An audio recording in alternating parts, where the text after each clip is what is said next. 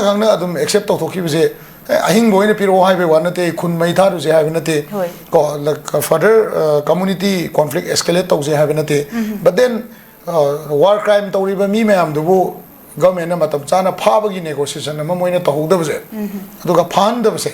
masi ya chawwa soiba ma hojik lakadaba abdi ngarang postmortem tawre masado ka kholaga tawre haibajima yam clear oina kange hana so koi nimuni modum tarabni mase masaje kaktana khotana tawre haibase ko hairiba crime sida chenaba mi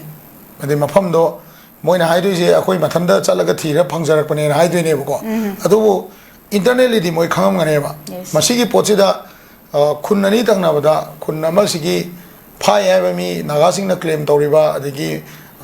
phamin ruba mi thadorok pada leiriba adugumba mayam do sarkarna matam jana step la khotpa ngam dawje government ge khwai dai chawba ngasi bawda 23rd May 2020 3rd May 2023 dagi ngasi baw lakpada trong lobby tawdong adu ada leidana ko mayam se loina mak subsal laganda ngarangi asiba piraiba mong sidi yamna usithawai dawa aduga mi oiba magi lisat na taba ko hadi lisat na taba mong ni habse akoi masida hainingai leitana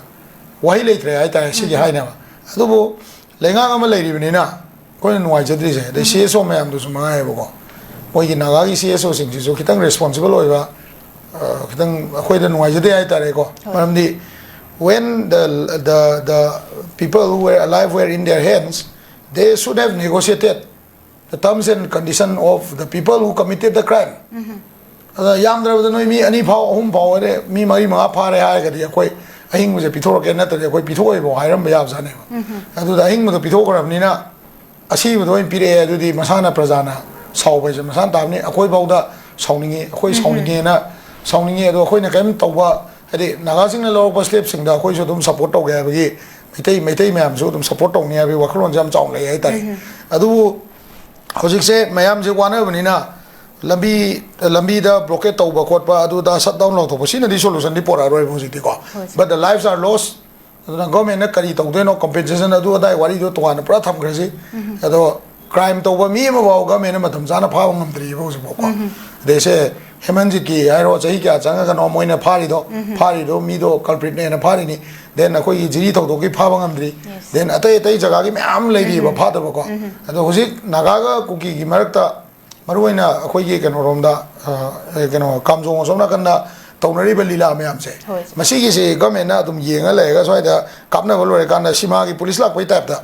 hedi movies gi police lak pai type da thabak to lore kana police lak pai thabak sidi sarkar ji tang mun khan bam chang hena tradi masi government da backfire so in tor kane